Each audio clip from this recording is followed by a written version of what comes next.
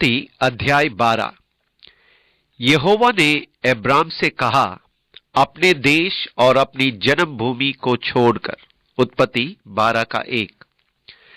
अब इस बात पर इब्राहिम पूर्णतः आज्ञाकारी दिखाई नहीं देता, और यह मेरे लिए दिलचस्पी से भरा है, क्योंकि नया नियम में इब्राहिम को हमेशा विश्वास का नमूना माना जाता है।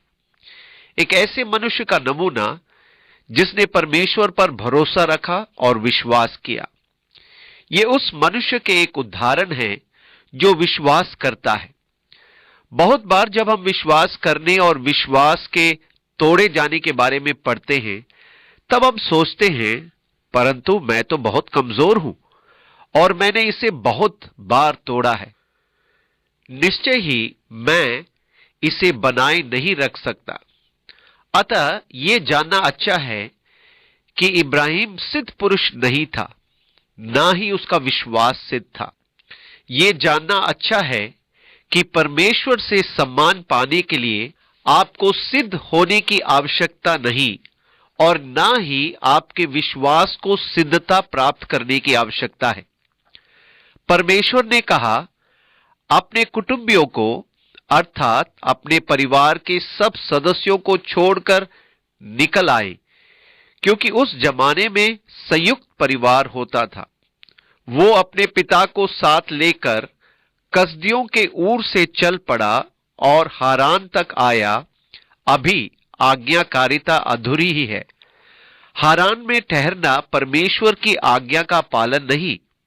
इसका अर्थ ये नहीं कि आप विश्वास में पिछड़ गए और भटक गए तो परमेश्वर आपका और आपके विश्वास का सम्मान नहीं करेगा और आपसे प्रेम नहीं करेगा।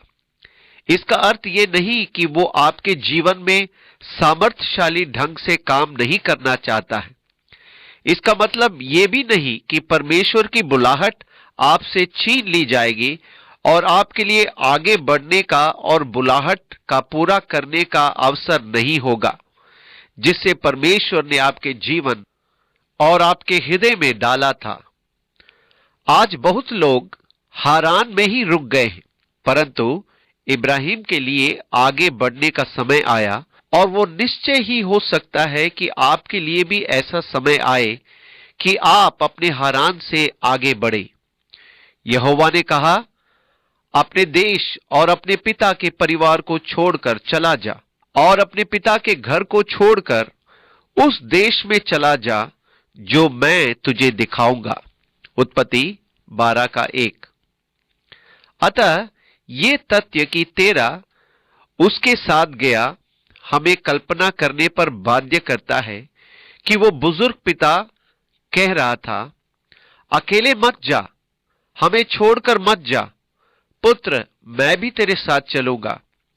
और ऐसा भी हो सकता है कि इब्राहिम ने उसका कहना मान लिया हो, अच्छा अब्बा ठीक है, और वो प्रतिज्ञा पालन में कमजोर पड़ गया होगा और उसका पिता उसके लिए पतन का कारण बनने लगा है। परंतु कुछ ही समय में इब्राहिम ने पाया कि उसका पिता आत्मिक रूप से मर चुका था, क्योंकि वो मूर्ति पूजकों की धर्म विधियों एवं अनुष्ठानों में लग गया था। और मैं तुझसे एक बड़ी जाति बनाऊंगा। उत्पत्ति 12 का 2। अब परमेश्वर इब्राहिम के साथ वाचा बांध रहा है, अपने कुटुंबियों और अपने पिता के घर को छोड़कर उस देश में चला जा जो मैं तुझे दिखाऊंगा, और मैं तुझसे एक बड़ी जाति बनाऊंगा और तुझे आशीष दूंगा और तेरा नाम महान करूंगा और तू आशीष का मूल होगा। उत्पत्ति 12 का 2। परमेश्वर ने इब्राहिम को ये सब आशीषें दी। उसने उसे एक महान जाति बनाया और उसके नाम को महान किया, उसे सम्मानित और प्रतिष्ठित किया, और तू आशीष का मूल होगा। जो तुझे आशीर्वाद दे उन्हें मैं आशीष दूंगा, और जो तुझे कोसे उसे मैं श्राप दूंगा, और भूमंडल के सारे कुल तेरे द्वारा आशीष पाएंगे। उत्पत्ति 12 का 3। और इसी पद में यह प्रतिज्ञा विहित है कि मसीह इब्राहिम के वंश से आएगा। भूमंडल के सारे कुल, केवल यहूदी ही नहीं पर पृथ्वी पर के सारे घराने इब्राहिम की संतान अर्थात यीशु मसीह से आशीष पाएंगे। यहोवा के इस वचन के अनुसार अब्राम चला और लूत भी उसके संग चला। और जब अब्राम हारान देश से निकला उस समय वो 75 वर्ष का था।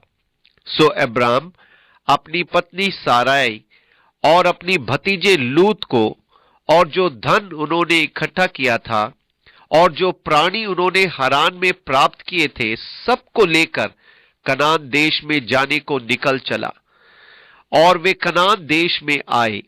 उत्पत्ति 12:4 और 5 पद। 400 मील की यात्रा, वो भी उन दिनों में। जंगली जानवर और अन्य अनेक संकट, निश्चय ही इस यात्रा में एक लंबा समय लग गया होगा। उस देश के बीच से जाते हुए अब्राम शकेम में, जहां मोरे का बांज वृक्ष है, पहुंचा। उस समय उस देश में कनानी लोग रहते थे। तब यहोवा ने अब्राम को दर्शन देकर कहा, ये देश मैं तेरे वंश को दूंगा। और उसने वहां यहोवा के लिए, जिसने उसे दर्शन दिया था, एक वेदी बनाई। उत्पत्ति 12:6 और 7 पद। इस बात पर जिस देश को देने की प्रतिज्ञा इब्राहिम से की गई थी, उसमें फिलिस्ती भी शामिल थे, क्योंकि अरब के लोग भी इश्माइल के द्वारा इब्राहिम के वंशज हैं। अतः जिस देश की प्रतिज्ञा की जा रही है वो न केवल यहूदियों के लिए है पर इब्राहिम के पूरे वंश के लिए है, जिसमें परमेश्वर अरब के लोगों फिलिस्तियों को शामिल करता है। परंतु बाद में जब इस प्रतिज्ञा को परमेश्वर याकूब के साथ दोहराता है, तब वो उसमें से अरब के देश अलग कर देता है। फिर वहां से बढ़कर वो उस पहाड़ पर आया जो बेतेल के पूर्व की ओर है, और अपना तंबू उस स्थान में खड़ा किया जिसके पश्चिम की ओर तो बेतेल और पूर्व की ओर ए है। उत्पत्ति 12:8। बाद में जब यहोशू देश को प्रतिज्ञा के अधिकार में ले रहा था, तब वो यरीहो से होते हुए आया और पहले ए को और फिर बेतेल को जीतता है। अब यहां बेतेल और ए के बीच में, बेतेल के पास इब्राहिम को एक मनपसंद स्थान मिला। उस क्षेत्र में यह सबसे ऊंचा स्थान था। यह आपको एक आकर्षक दृश्य प्रदान करता है। यह यरूशलेम के उत्तर में लगभग 10 मील दूर तक शकेम से कोई 20 मील की दूरी पर है, परंतु वहां से आप नीचे यरदन की घाटी में और समरिया तक देख सकते हैं। आप यरूशलेम और दक्षिण क्षेत्र को देख सकते हैं। आप वहां से दूर भूमध्य सागर तक देख सकते हैं। ये उस पर्वतीय क्षेत्र में सर्वेक्षण बिंदु है जो कि बेतेल और ए के बीच में है। और जब इब्राहिम इस क्षेत्र में आया, तब वहां उसने एक वेदी बनाई और यहोवा इब्राहिम पर प्रकट हुआ और कहा, ये देश मैं तेरे वंश को देता हूं। वहां भी उसने यहोवा के लिए एक वेदी बनाई और यहोवा से प्रार्थना की। और अब्राम आगे बढ़ करके दक्षिण देश की ओर चला गया। उस देश में अकाल पड़ा और अब्राम मिस्र देश को चला गया कि वहां परदेशी होकर रहे, क्योंकि देश में भयंकर अकाल पड़ा था। उत्पत्ति 12:8 से 10। उस देश में भयंकर अकाल पड़ा था और इसमें संदेह नहीं कि वो बर्शेबा की ओर दक्षिण में चला गया। वहां अकाल पड़ता ही रहता है क्योंकि वो स्थान वास्तव में सूखा है, वो रेगिस्तानी इलाका है। फिर ऐसा हुआ कि मिस्र के निकट पहुंचकर उसने अपनी पत्नी साराई से कहा। उत्पत्ति 12:11। अब यहां हमारा विश्वास का एक महापुरुष है, वो हमारा उदाहरण है। सुन, मुझे मालूम है कि तू एक सुंदर स्त्री है। अब्राम अपनी पत्नी को सराहता है जबकि वो 65 साल की है। एक अति मन भावनी बात कह रहा है, परंतु उन दिनों में लंबी आयु होने के कारण 65वें वर्ष में स्त्री मानो अपनी जवानी की अवस्था में होती थी, या यूं कहें कि सुंदरता निखर उठती थी। इब्राहिम उस समय 160 वर्ष का था, इसलिए उन दिनों में 65 वर्ष की आयु में आप उतने बूढ़े नहीं होते जैसे आज हो जाते हैं। परंतु आज जब आप 65 वर्ष की आयु में किसी को सुंदर कहें तो यह बड़ी रोचक बात होती है। इब्राहिम अपनी 65 वर्षीय पत्नी की सुंदरता की बात कर रहा था, इसलिए वो अधिक रुचिकर लगता है। मुझे मालूम है कि तू एक सुंदर स्त्री है, और जब मिस्री तुझे देखेंगे तब कहेंगे ये उसकी पत्नी है, सो वे मुझको तो मार डालेंगे पर तुझको जीवित रखेंगे। उत्पत्ति 12:12। वे तुझे अपने हरम में ले जाएंगे। अब मिस्रियों और उनके राजाओं के बीच में ये आम बात थी कि जब वे किसी बाहरी पुरुष को देखते थे कि उसके पास एक सुंदर स्त्री है या उसकी पत्नी सुंदर है, तो वे पुरुष को तो मार डालते और उसकी पत्नी को अपनी बनाने के लिए हरम में ले जाते थे। इसलिए उसने कहा, सो ये कहना मैं उसकी बहन हूं, जिससे तेरे कारण मेरा कल्याण हो और मेरा प्राण तेरे कारण बचे। उत्पत्ति 12:13। देखो, वो हमारा विश्वास का महापुरुष इब्राहिम है। तो आप देखते हैं कि विश्वास के महापुरुषों की अपनी दुर्बलताएं और अपना समय था। ये मुझे मेरी मूर्खतापूर्ण गलतियों का स्मरण दिलाता है, जब मैंने भी कमजोरियों के क्षणों का सामना किया है। इससे मुझे प्रोत्साहन प्राप्त होता है, परंतु मेरी अपनी धारणा यह है कि जब मैं निर्बल हो जाता हूं तब परमेश्वर कहता है, ठीक है, समाप्त हुआ है, तुम्हारे पास अपना अवसर था, अब समाप्त हो गया, अंत करो। परंतु ऐसा नहीं है। परमेश्वर निरंतर इब्राहिम को प्रतिष्ठित करता रहता है।